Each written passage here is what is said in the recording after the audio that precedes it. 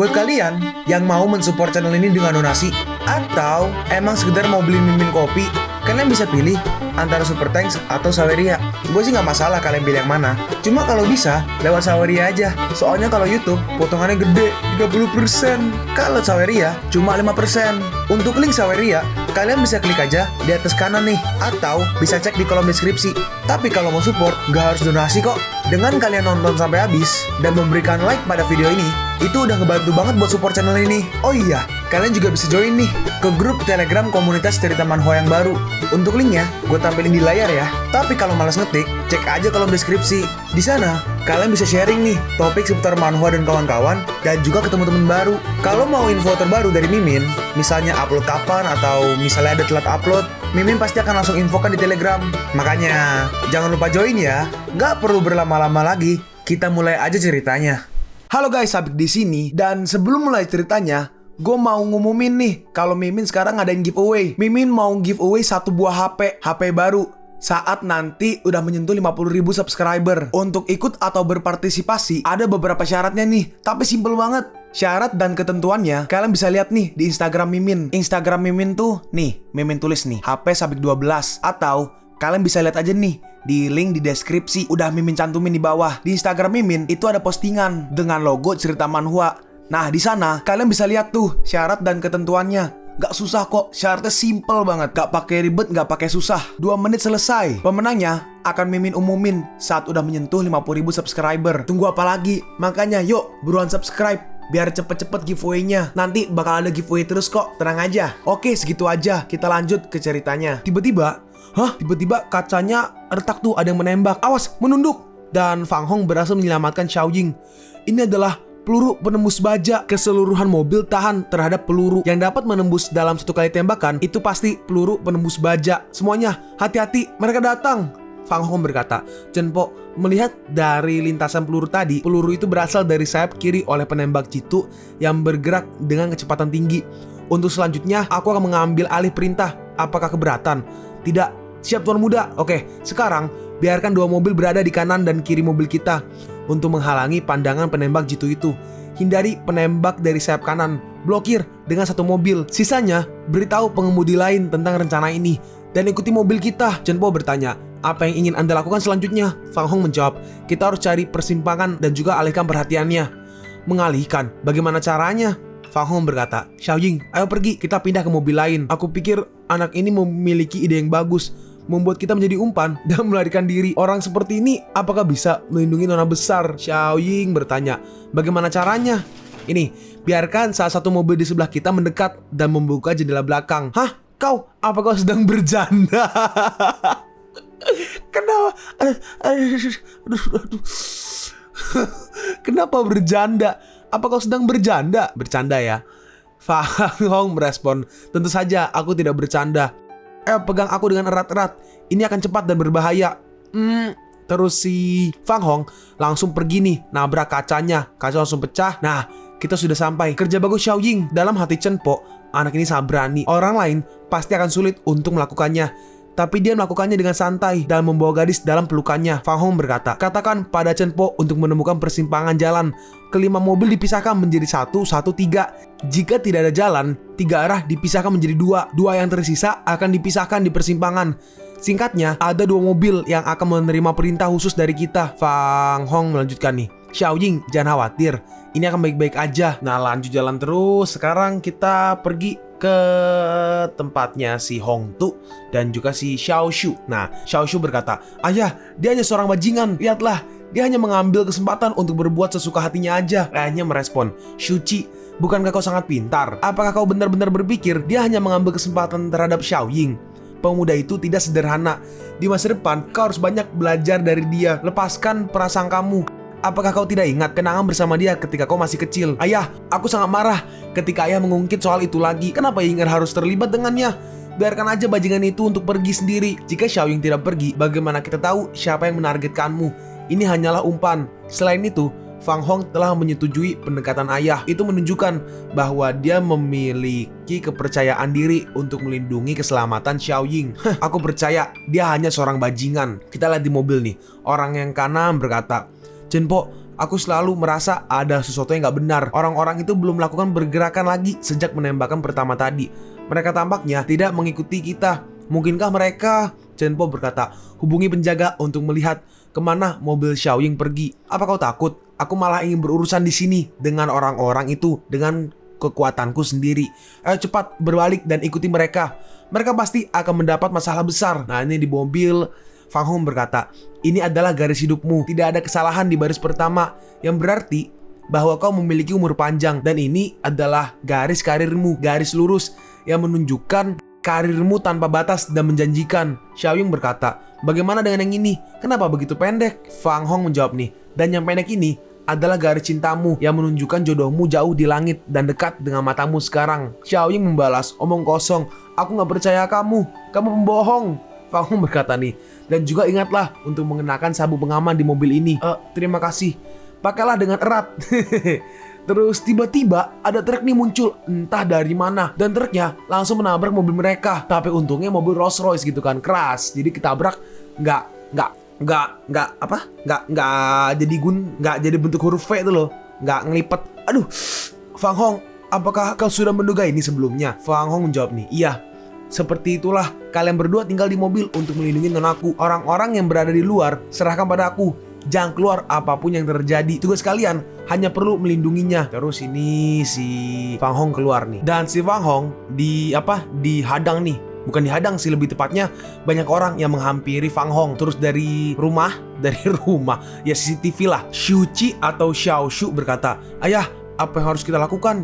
Ying-er dalam bahaya, kita harus memanggil polisi. Hong tuh berkata, Shuchi, tenanglah, jangan memanggil polisi terlalu awal. Dan Chenpo juga dalam perjalanan. Kita harus percaya pada Fang Hong. Dia adalah murid dari seorang master. Karena dia berani keluar sendiri, dia pasti punya keyakinan untuk mengalahkan mereka semua. Ayah, bagaimana bisa ayah begitu percaya padanya? Di sana ada begitu banyak orang. Apakah ayah berpikir dia Superman? Bahkan jika dia mati sendiri, bagaimana dengan Ying-er? Terus ini truknya datang nih tadi nih, jebrak, di pintunya ada yang nendang, terus seorang keluar nih. Keterampilan melompat dari jendelamu gak buruk.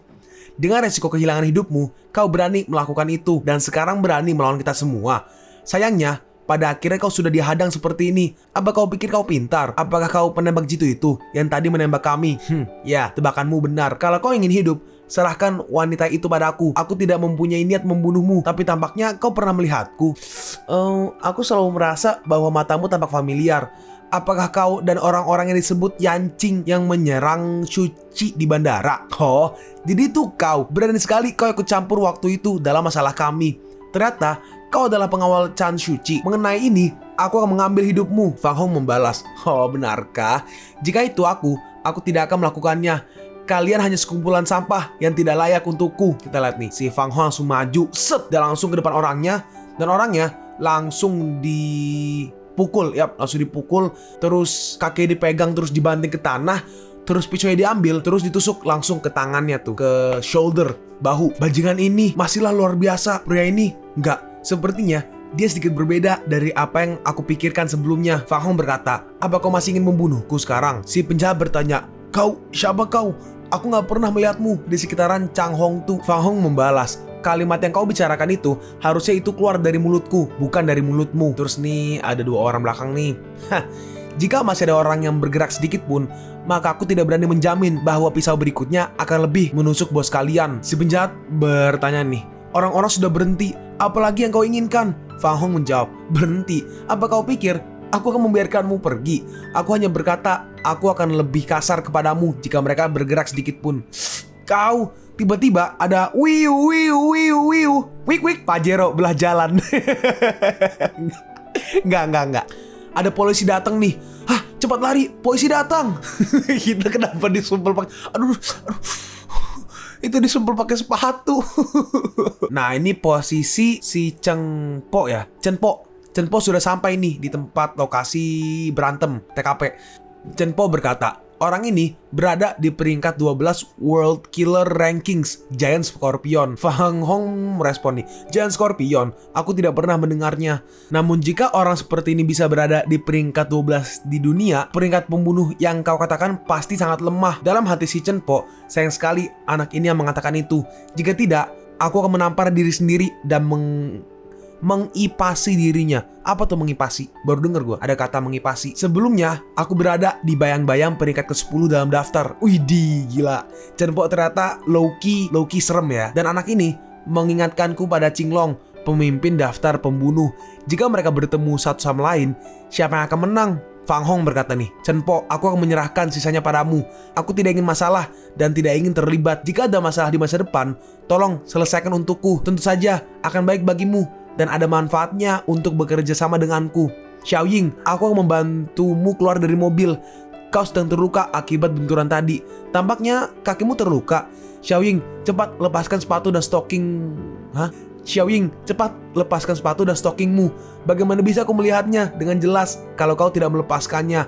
Kau dasar mesum. Dalam hati Cenpok, para anak muda yang aku temui di masa lalu, aku bisa melihat potensi mereka di masa depan. Tapi anak ini, Fang Hong, aku nggak bisa melihatnya sama sekali. Sungguh mengerikan.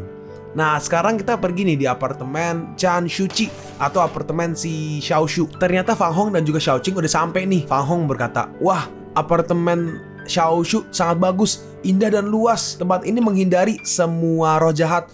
Duduk di utara menuju selatan, mengikuti jalan surga, membuat roh gunung dan sungai menerima esensi matahari dan bulan. Feng Shui ini jelas membutuhkan banyak upaya.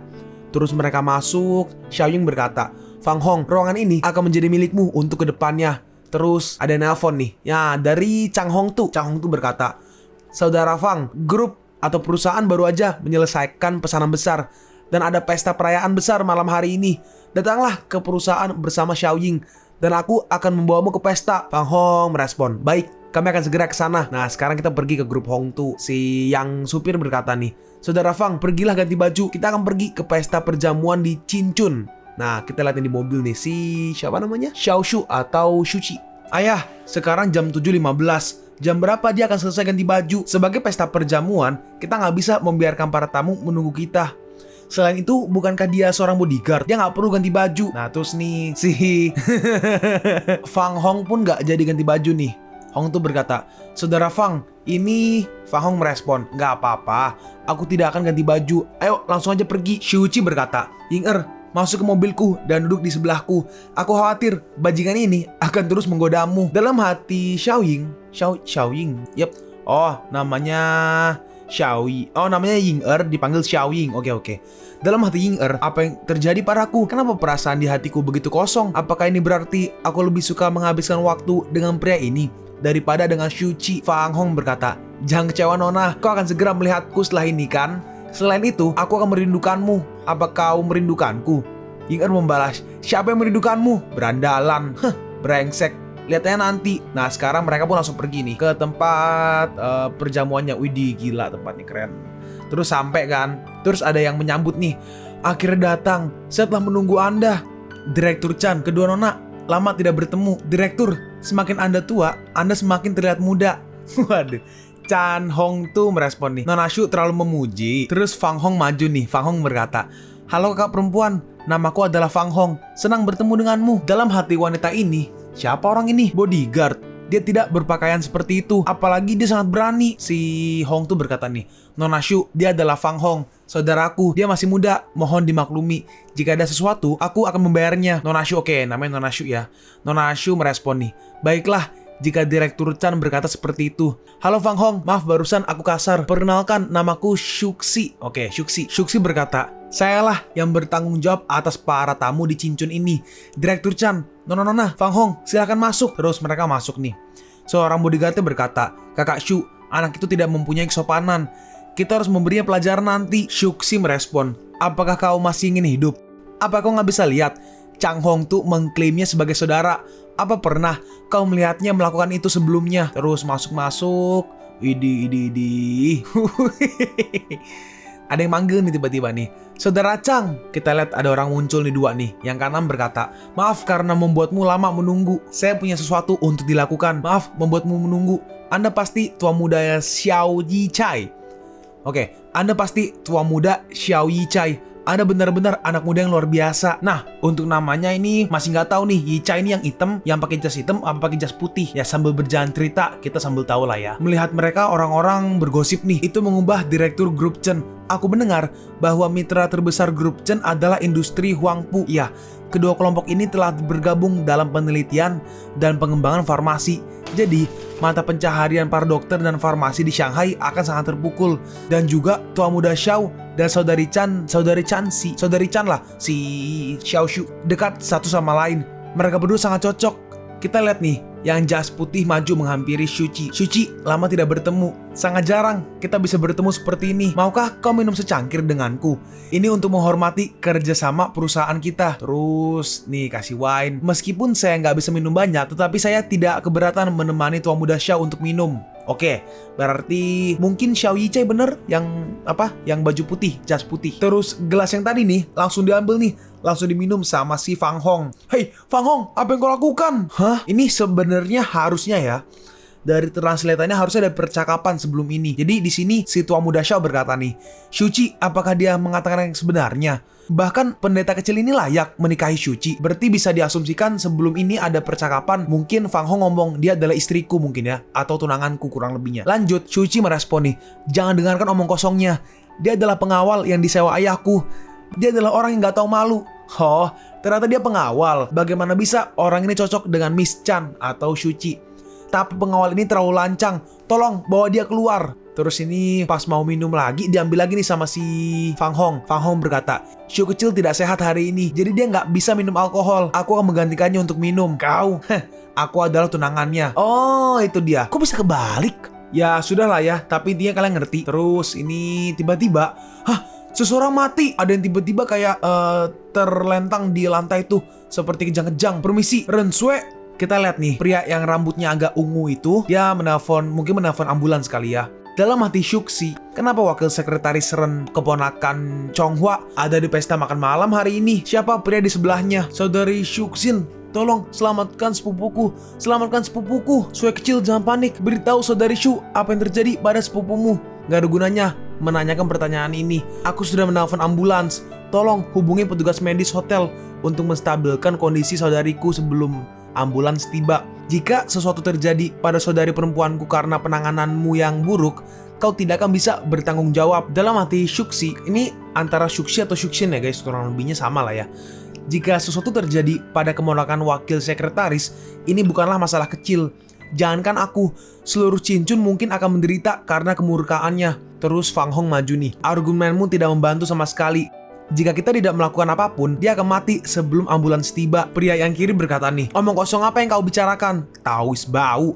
Shuxi berkata, jangan mengacau, Fang Hong. Jika sesuatu terjadi, kaulah yang akan bertanggung jawab. Terus ini si Fang Hong ngeluarin seperti sebuah kayak jarum gitulah, kayak jarum pengobatan Cina gitulah. Terus ditusuk, terus langsung reda tuh. Langsung dari mulutnya keluar tuh racunnya tuh. Aku sudah bilang jangan mengacau. Kau tidak akan bisa bertanggung jawab jika sesuatu terjadi pada saudariku. Tutup mulutmu. Dalam hati Shuchi, jika itu aku, apakah dia juga akan menyelamatkanku? Seperti bagaimana dia menyelamatkan gadis itu.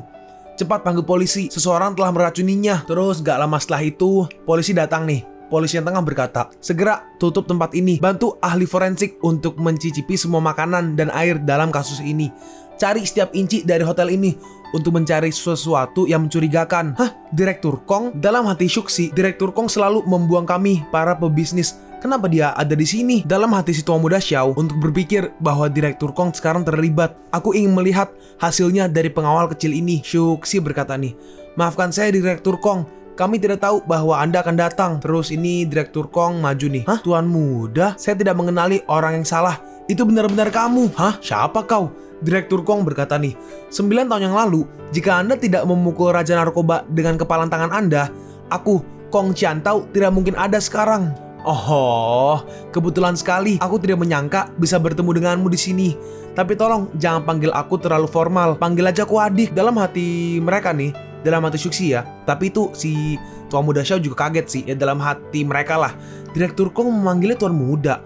Untuk mendapatkan perhatian seperti itu dari Kong Qiantao, seseorang harus memiliki latar belakang yang luar biasa.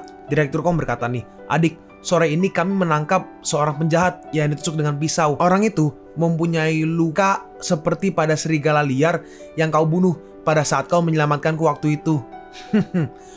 Itu terlalu... Terus ada yang berbisik nih. Adik, Aku masih punya urusan resmi untuk dihadiri. Aku akan membelikanmu minuman lain kali. Anda tidak boleh menolak undangan saya saat waktunya tiba. Terus dia pun begini, ini pengawal kecil ini kenal dengan direktur. Aku harus mencari tahu identitas Fang Hong ini cepat mungkin. Nah terus setelah berapa lama seseorang berkata nih, Shuxi ya harusnya, maaf untuk semua masalah ini, hati-hati di jalan, datang kembali lain kali. Insiden ini telah menyebabkan Cincun kehilangan reputasinya. Ini adalah hal terbesar yang kukhawatirkan. Aku harus menyelidiki insiden ini secepatnya.